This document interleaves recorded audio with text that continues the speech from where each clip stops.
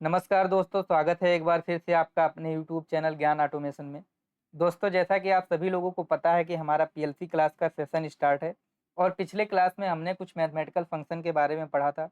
उसमें से कुछ मैथमेटिकल फंक्शन बचे हुए थे, उनको आज की क्लास में हम पढ़ेंगे और नेक्स्ट क्लास में फिर हम एक नया टॉपिक स्टार्ट करेंगे जो होगा मूव फंक्शन। तो मुझे उम्मीद है कि आप सभी लोग इस सेशन का आनंद ले रहे होंगे और आप लोगों से एक रिक्वेस्ट है कि अगर आपने अभी तक भी चैनल को सब्सक्राइब नहीं किया है तो प्लीज़ चैनल को सब्सक्राइब कर लीजिए और बेल आइकन को प्रेस करना बिल्कुल भी मत भूलिए। तो आइए अब वीडियो को शुरू करते हैं। दोस्तों, पिछले क्लास में हमने ये सारा फंक्शन पढ़ लिया था, जिसमें ऐड करना, सब्ट्रैक्ट करना, मल्टीप्लाई करना, डिवाइड करना, उसके बाद minimum, maximum, limit, square, square root, ये सारे फंक्शन हमने पढ़ लिए थे। अभी जो बचे हुए फंक्शन हमारे हैं, ये है साइन का फंक्शन, कॉस का, उसके बाद में टैन हो गया, ए साइन, ए कॉस, इन सब के बारे में बचा हुआ है। देखिए, इसमें क्या है कि कोई बहुत बड़ी बात नहीं है। जैसे आप मैथ में पढ़ते थे, हाई स्कूल में, 12th में पढ़े होंगे, ट्रिग्नोमेट्री आपने पढ़ा होगा।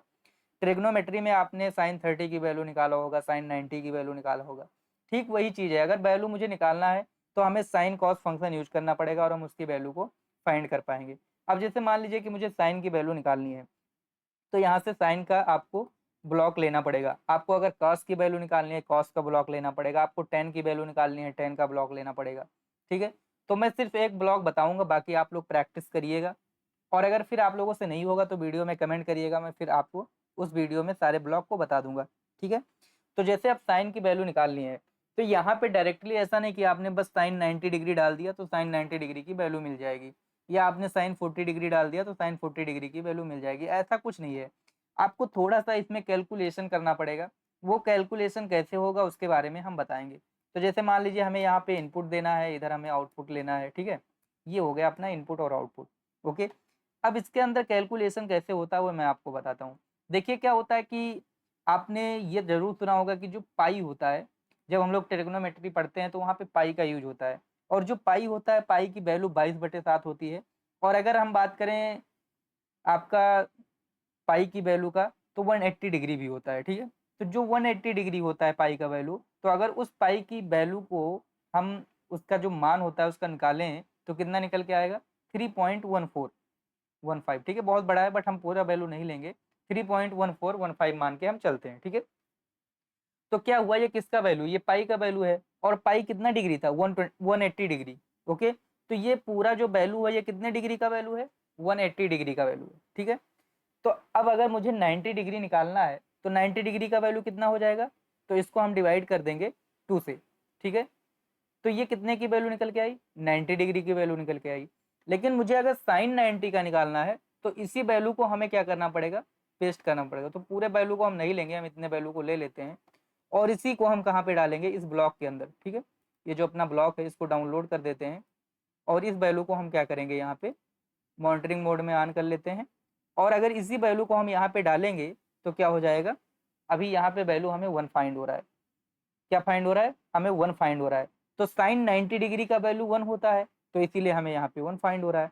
आप चाहो तो निकाल के खुद भी देख सकते हो। जैसे ये वैल्यू आया है, अब मुझे मान लो साइन 90 डिग्री की वैल्यू निकालनी है, तो यहाँ से मैं 90 इंटर करता हूँ और आपको क्या चाहिए? साइन 90 डिग्री, तो साइन 90 मैंने किया तो इसकी वैल्यू 1 आ गई। ठीक है, इसी तरीके से मान लो आपको साइन 45 का चाहिए, तो साइन 45 के लिए क्या होगा? मान लीजिए 180 डिग्री की वैल्यू इतना आया है, तो आपको 45 का वैल्यू चाहिए, तो इसको डिवाइड करना पड़ेगा किससे? 4 से डिवाइड करना पड़ेगा। ठीक है, तो जब आपने 4 से डिवाइड किया तो यहाँ पे आपको क्या मिल गया? 0.7853। ये 0.7853 जो है, ये किसका वैल्यू है? 45 का। तो अब अगर आपको साइन 45 का वैल्यू निकालना है तो यहाँ पे आपको क्या करना पड़ेगा? इसको पेस्ट करना पड़ेगा। ओके, और जैसे इसको पेस्ट करोगे तो यहाँ पे वैल्यू क्या आया? 0.7070 करके आया है। ठीक है, और यहाँ पे आप साइन 45 का वैल्यू निकाल के चेक कर सकते हो। तो यहाँ से मैंने 45 लिया और उसके बाद में यहाँ से मैं साइन लेता हूँ, तो वही चीज़ आया 0.7071, और वही चीज़ आपका यहाँ पे आ रहा है। ठीक है, तो आपको जैसे आपने साइन का वैल्यू निकाला, ऐसे ही अगर आपको कॉस का वैल्यू निकालना तो यहाँ से आप कॉस का भी वैल्यू निकाल सकते हैं। ठीक है, इस तरीके से आप टेन का भी वैल्यू निकाल सकते हैं। आप और भी जो भी चीज़ें हैं आप उनका वैल्यू निकाल सकते हैं। ठीक है, अच्छा देखो, साइन 45 डिग्री और कॉस 45 की डिग्री की वैल्यू बराबर होती है। तो अभी देखो, जब मैंने कॉस लिया तो भी सेम वैल्यू आ रही है। बट अगर यहीं पे मुझे टेन 45 डिग्री की वैल्यू निकालना है तो मैं टेन पे क्लिक करता हूँ और इसको डाउनलोड करता हूँ। ठीक है, तो अभी देखो tan 45 डिग्री की वैल्यू क्या आ रही है, 0.99 करके आ रही है, मतलब 1 आ रही है। अच्छा मैं वही करता हूँ, यहाँ पे हमें 45 डिग्री का वैल्यू लेना है, किसका, tan का। तो मैंने यहाँ से tan 45 डिग्री लिया, मतलब 1 आ रहा है ना। तो ये भी अगर 0.999 आ रहा है तो अप्रॉक्स 1 आ रहा है। हो सकता है अप्रॉक्स आता है वैल्यू, कोई जरूरी नहीं कि परफेक्ट ही आएगा। उसके बाद tan के बाद मान लो आपको यहाँ से दिया हुआ है,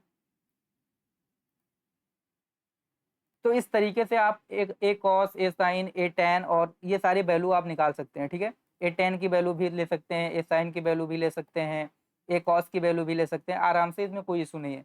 अब मान लीजिए इसमें दो फंक्शन और दिए हुए हैं, एक तो फ्रैक्शन का फंक्शन है और एक एक्सपोनेंशियल का फंक्शन है। ये दोनों फंक्शन क्या है इसके बारे में देखते हैं। देखिए फ्रैक्शन में क्या होता है, जैसे मान लो मैंने फ्रैक्शन का ब्लॉक ले लिया, यहाँ पे हमारे पास इनपुट है और इधर हमारे पास आउटपुट रिसीव हो रहा है। ठीक है, इधर हमारे पास आउटपुट रिसीव हो रहा है, इसको हम डाउनलोड कर देते हैं। अच्छा अब जैसे इनपुट में आपने कोई वैल्यू डाला, ठीक है, जैसे मैंने डाल दिया 2.1, तो जब मैं 2.1 डालूंगा तो ये जो लास्ट का वैल्यू है ना पॉइंट वाला वही दिखाएगा। जैसे मैंने डाल दिया 4.7, तो यहाँ 4.7 मैंने डाल दिया, तो जो लास्ट वाला ऑप्शन है वही दिखाएगा। ठीक है, 6999 करके। ठीक है, अगर मैंने यहाँ पे डाल दिया 2.30, तो अभी वैल्यू कितना दिखा रहा है, लास्ट का वैल्यू दिखा रहा है 3। मतलब ये हमेशा फ्रैक्शन वैल्यू को ही दिखाएगा। आपको कभी कभी ऐसा हो सकता है कि सिर्फ पॉइंट वाली वैल्यू को देखना है, तो आप फ्रैक्शन वाला ले सकते हो। उसके बाद में अब इसमें से ये फंक्शन खत्म होता है, इसमें एक फंक्शन और बचता है, वो है एक्सपोनेंशियल। इसको अगर आप लेते हैं तो ये किस काम में आता है, तो जैसे इनपुट में मैंने दे दिया 1 और इनपुट 2 में मैंने दे दिया 2, तो क्या है जो आउटपुट आपको मिलेगा यहाँ पे वो 1 का स्क्वायर हो जाएगा 2 से। ठीक है, जैसे मान लो 4 कर दिया मैंने, तो जो आउटपुट में आपको मिलेगा तो 4 का स्क्वायर 2 मिलेगा यहाँ पे। ठीक है, यहाँ मैं 3 कर दिया, तो 4 का स्क्वायर 3 मिलके आपका आउटपुट मिल जाएगा MD50 के अंदर। ठीक है, मान लेते हैं। तो इस तरीके से आपको जो आउटपुट है वो मिल जाएगा। यहाँ से हम इसको डाउनलोड कर देते हैं।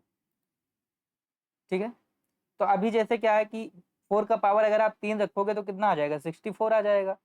तो इसी तरीके से एक्सपोनेंशियल में क्या होता है कि जो हमारा इनपुट 2 का वैल्यू होता है वो इनपुट 1 का स्क्वायर हो जाता है और हमें वो आउटपुट मिल जाता है। तो मुझे उम्मीद है कि जितना भी मैथमेटिकल का फंक्शन था वो सारा खत्म हो चुका है और मुझे उम्मीद है कि आप सभी लोग प्रैक्टिस कर रहे होंगे। और नेक्स्ट क्लास में हम आपका मूव फंक्शन शुरू करेंगे। तो मुझे उम्मीद है कि आज का क्लास आप लोगों को समझ में आया होगा। हो सकता है आज का थोड़ा सा स्पीड ज़्यादा रहा होगा क्योंकि टाइम की कमी रहती है।